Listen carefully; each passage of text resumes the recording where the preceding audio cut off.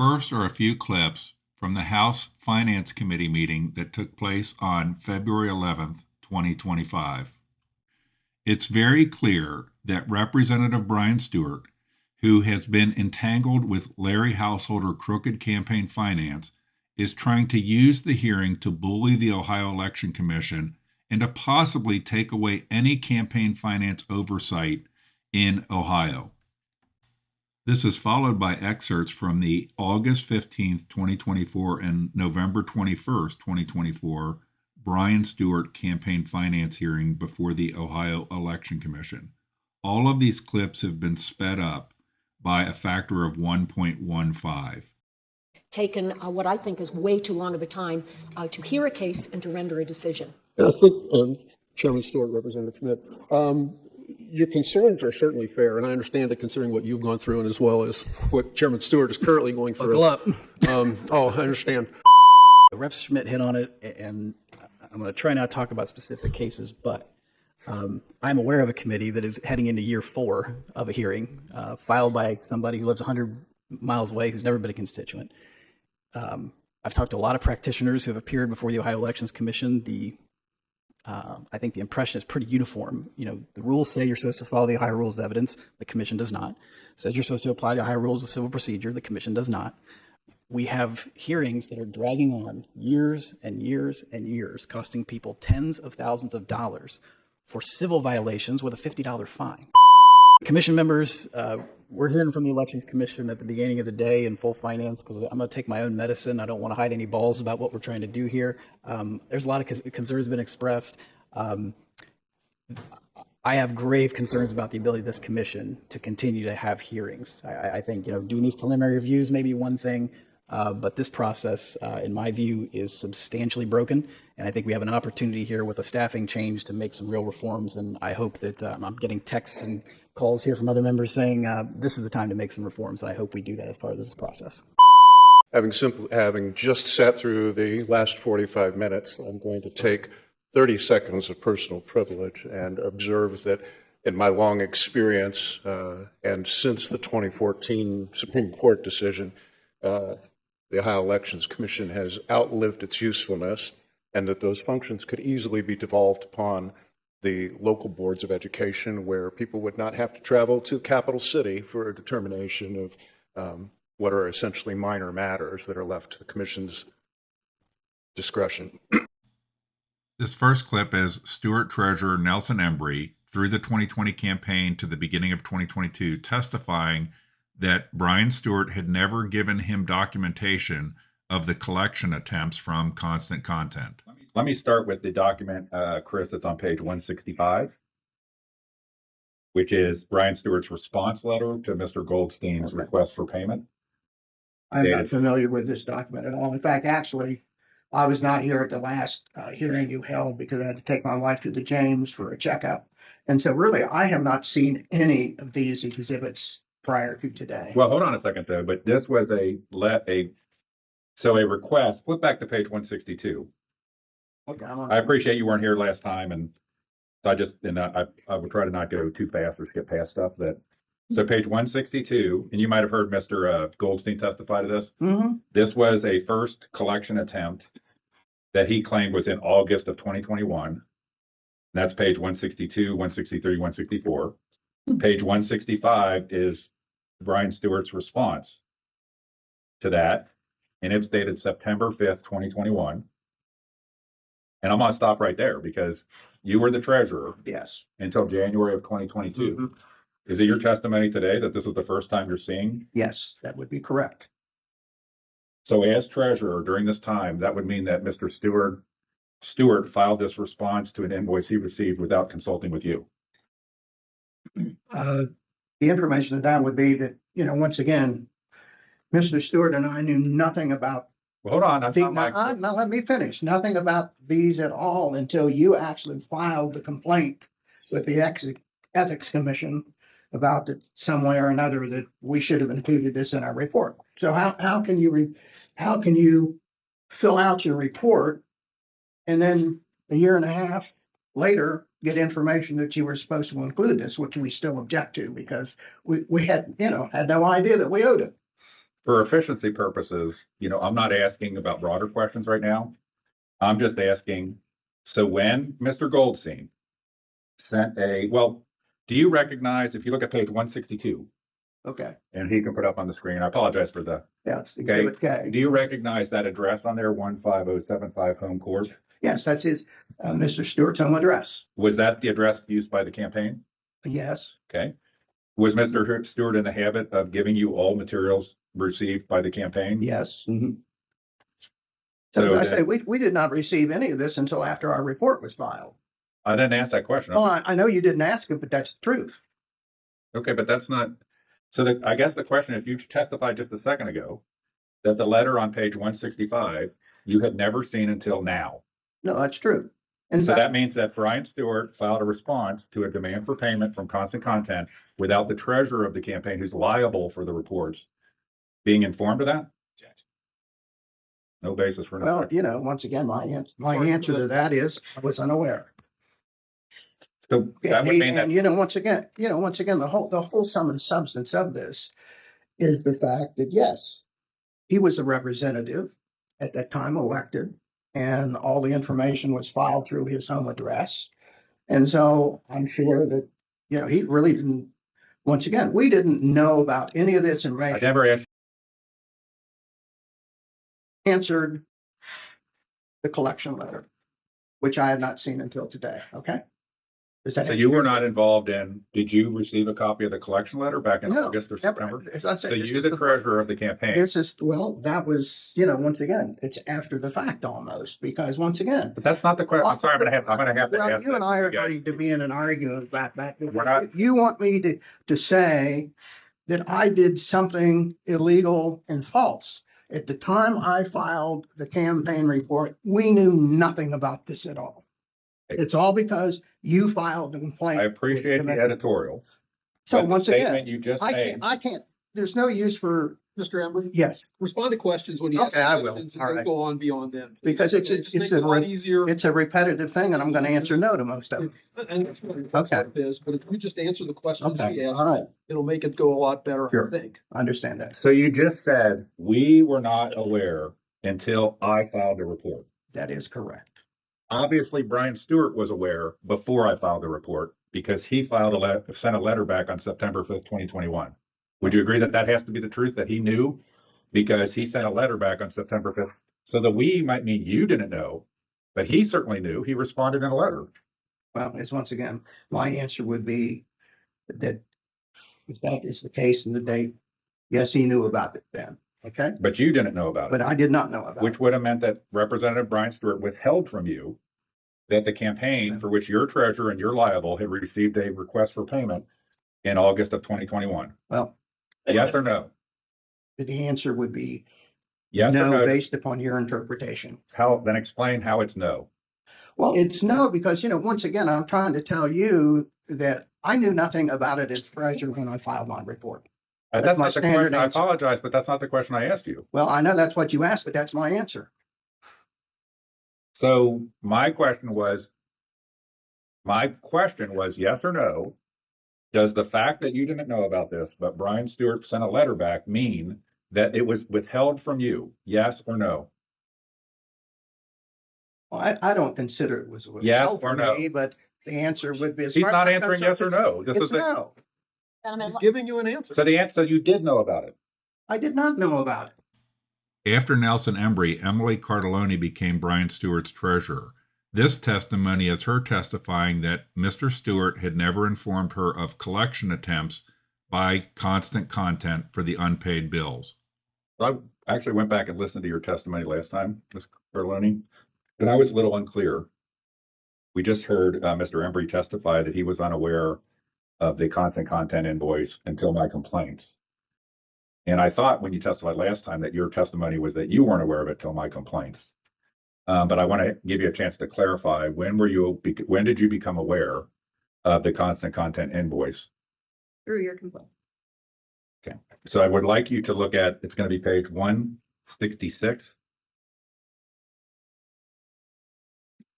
In there, but he can probably put it up there, it's easier. We're not going to go into the detail of it, so. Yeah, he's got it up there. And then he's usually pretty good at being able to zoom in. awesomely. So are you familiar with this letter dated November 27th, 2023? Not until today. So do you recognize the address on this letter? Okay. So were you treasurer in November of 2023? I was. So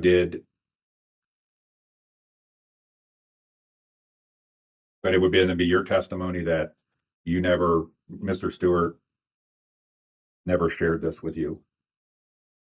I have not seen that until today. Had you seen it?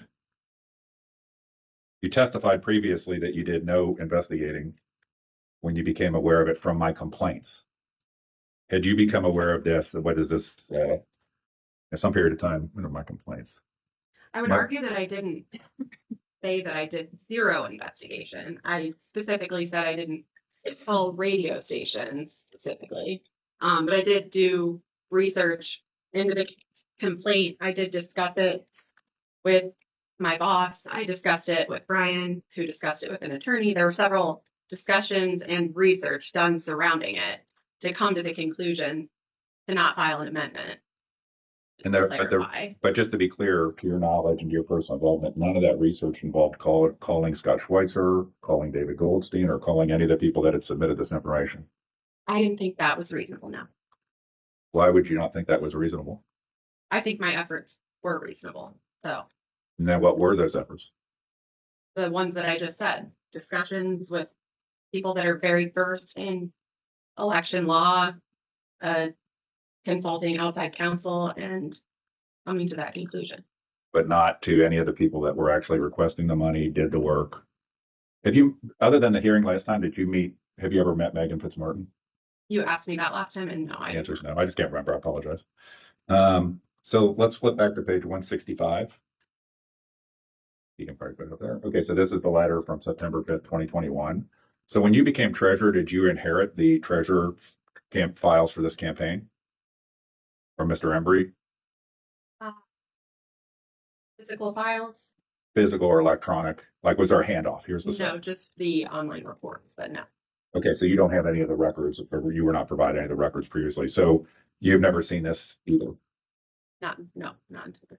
And I think I messed up the timeline a little bit on what I said, because it's November 27, 2023 is later than I've just implied. So I have down, there was, I'll take, based on what you said that you didn't receive any files, there's the March 18th, 2020 constant content invoice addressed to Brian Stewart's home. You obviously have never seen that. We have nothing in evidence that it was actually received by Brian Stewart, to be fair. 2021, September 5th, 2021, the Stewart response that was up on the screen. And I just want to frame this because on December 16th, 2021, there was the decision in the Alan Freeman case, 2020 G19. You became the treasurer in January of 2022. My first complaint was in March of 2022. My second complaint was in April of 2022 that have been consolidated. In November of 2023, there's another demand letter from David Goldstein. So to be clear, and I'm going to pick up with that timeline, but up through that point, in response to my complaints that were in March and April of 2022, you did basically all the investigating was internal with Brian and legal counsel, not to the people that have been requesting input. Considered internal. She's not listed as a treasurer. Okay, but I mean, internal to your team of your company, your bosses, you work for her. Not the attorney. He's not Okay, part of our okay. team.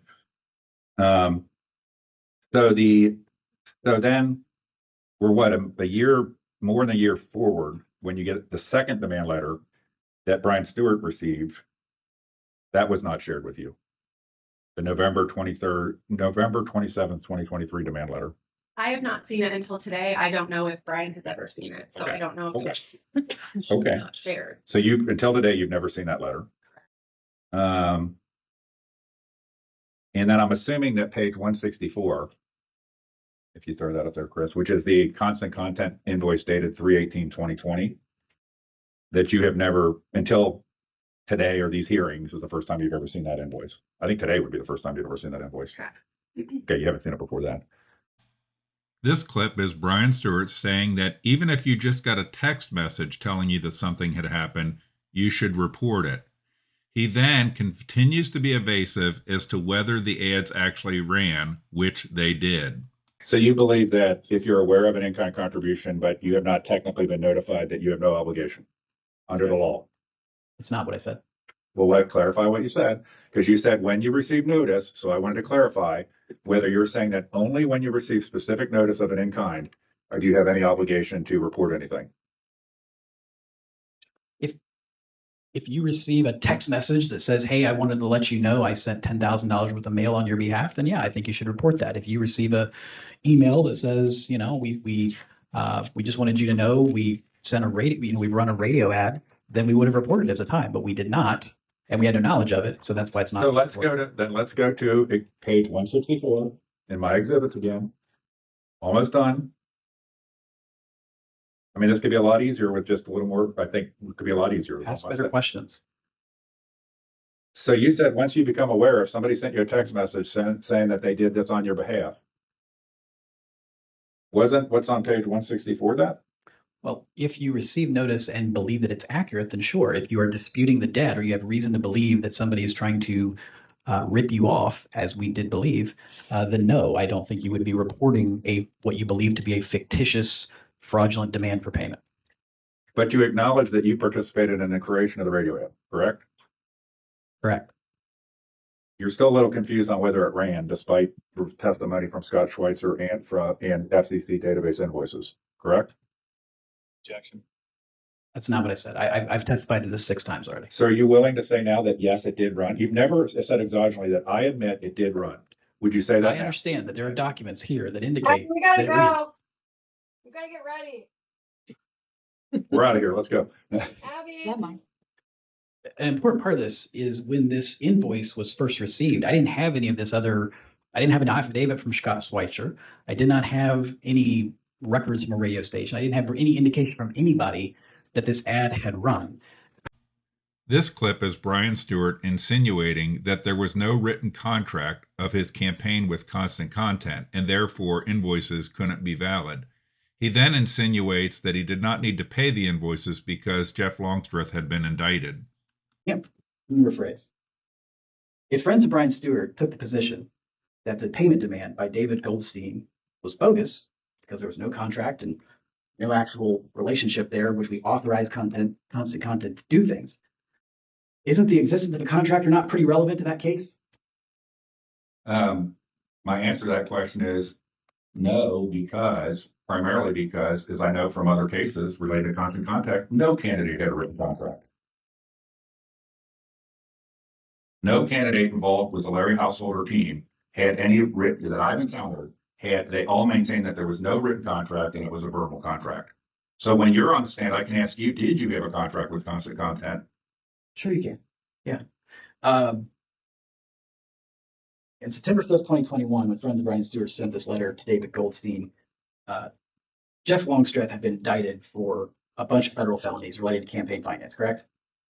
I don't know the dates of the indictments, but I'll take it that it was. Just for the record, summer of 2020, Jeff Longstreth, Larry Householder, some other people got indicted for I think it was more later than that. Yeah, summer of 2020, Jeff Longstreth indicted for racketeering. What was the word? Summer 2020. Okay. Yeah. Summer 2020, Jeff Longstreth is indicted for racketeering, money laundering, bribery, et cetera, right? Okay. Correct. So this payment demand is made more than a year after Mr. Longstreth had been indicted for money laundering, right? Okay. Yes or no? Yes. Okay. Isn't it reasonable for a committee to be skeptical of a bill sent more than a year after the alleged debt was incurred by somebody who is hard up for money because they've been indicted by the feds? I don't think it's reasonable to be skeptical when it relates to activities that candidates participated in. And I think that it is reasonable. If you asked me what was reasonable, I think it is reasonable that many candidates used the opportunity of those indictments to believe they had to get out of paying their bills card. This clip is Brian Stewart being confronted with the actual radio invoices and beginning to argue about what's an independent expenditure versus in kind. Brian Stewart was a voiceover in the radio ad and read the disclaimer that the ad was paid for by friends of Brian Stewart. In that case, when a volunteer does something that's no cost to the campaign, there's nothing to report because there was no cost. We are not talking about that situation here. In this situation, Strategy and Media had paid people making a campaign ad for you, billed $1,100 for just the production. Let's set aside the running of the ad, which it ran. Okay, but they paid people for the production of that ad. If that bill was paid by a third party, that's a reportable campaign finance expense. Just like if my wife did advertising, created an ad for a candidate, I'm showing this print stuff, but if she created an ad for a candidate and then a third party paid her for that, for having done that work, that candidate needs to report that. There's a difference between volunteer in the can and a paid person doing work. Clearly, there were people paid because Strategy and Media had an $1,100 bill to Constant Content, who, as per Mr. Schweitzer's affidavit, that bill was paid. It was paid on behalf of your campaign by Constant Content, and you have been aware of that for over 2 years and taken no steps to clean up your campaign finance reports. Do you have any evidence that Friends of Brian Stewart was shown, hey, here's how much we want to spend to run a radio ad, and the campaign said yes? I don't even know that that's relevant, but I don't have any evidence of your internal campaign meetings. Do you have any actual evidence of Friends of Brian Stewart being informed, hey, this radio ad is going to run?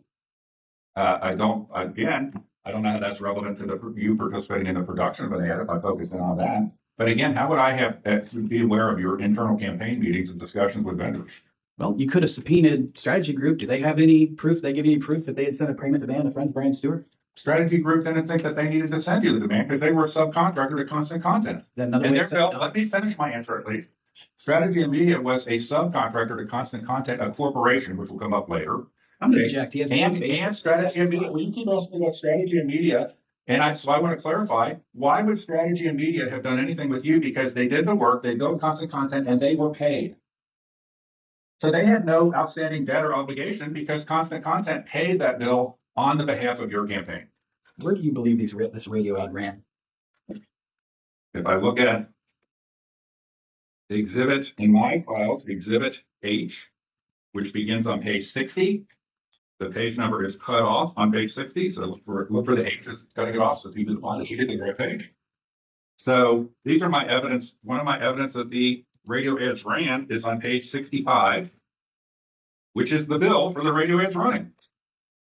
Page 65 and 66 is one bill, and page 69 and 70 and 69 is another bill.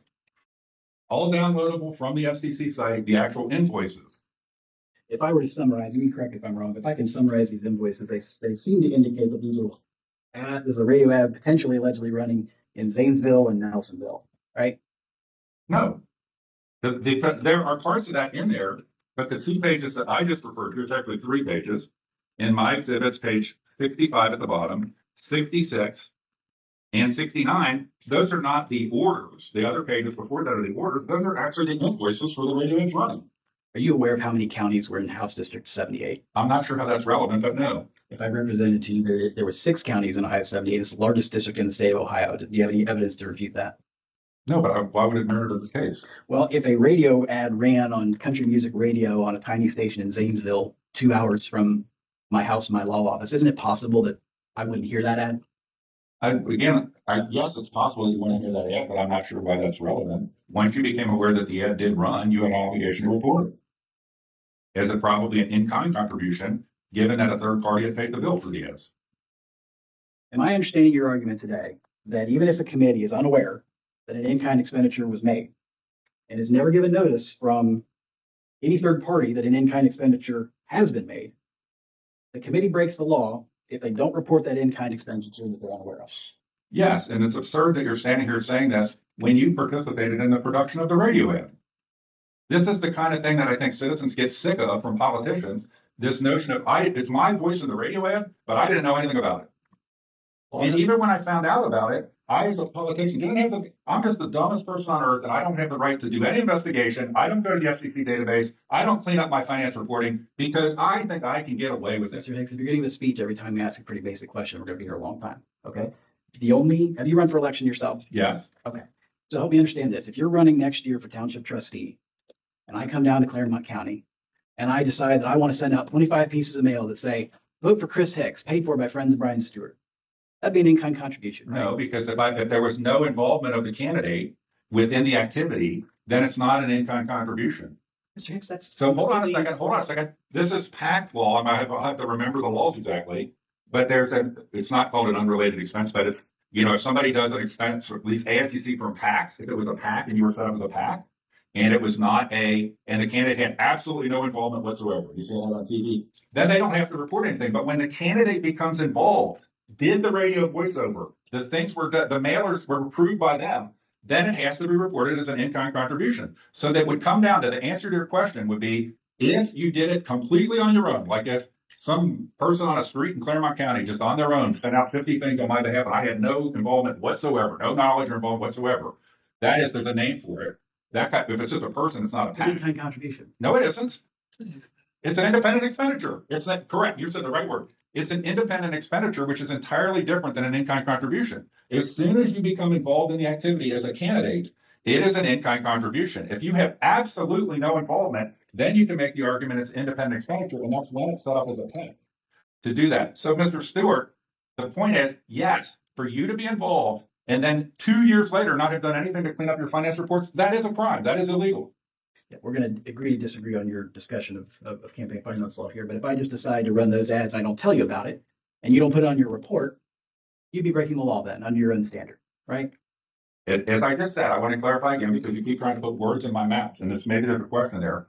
It would depend on whether there was zero involvement or not, whether it was an independent expenditure that was done by just some person. If it was done by an individual, it's not technically called an independent expenditure then. But if it's done by a PAC, which you see all the time, ads on TV that are done by PACs where the candidate ostensibly has no involvement. By the way, there was a PAC involved with all this activity called Growth and Opportunity PAC. Anybody remember that name?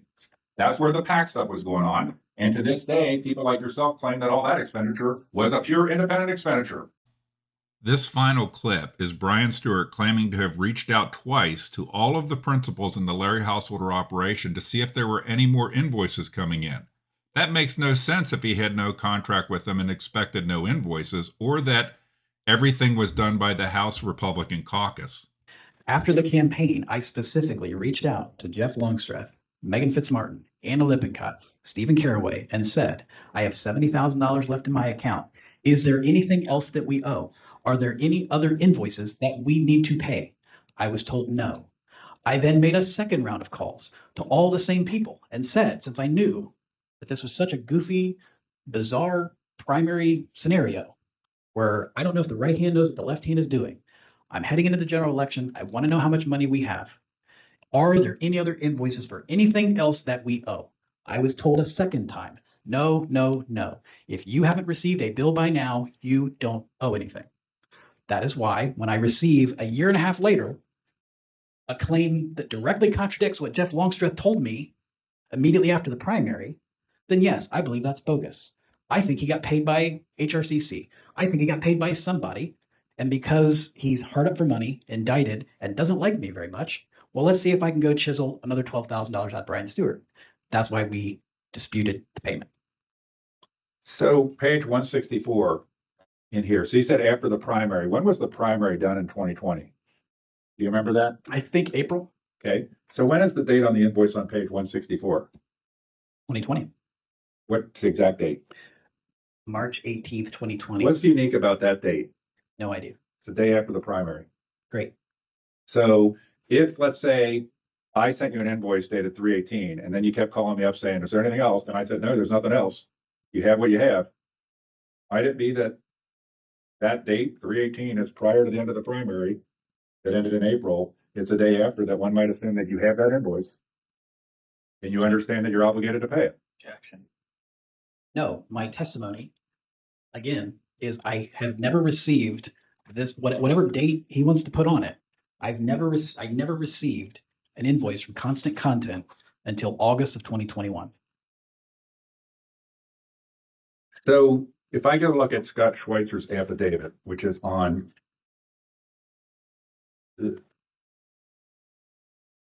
while you're looking at that, I'm gonna tell you to stop. It is 4:51, and so we were. I can think I'd be done with my question before 5. I'm just merely saying, it is 4:51. I just need to find Schweitzer's affidavit. This, F, it's F in my, so it's gonna be Chris, who's page 54 in mine. So you've had, this affidavit was from April 26th of 2023. You have my complaints that were from March and April of 2022. You have all this, the FCC database invoices.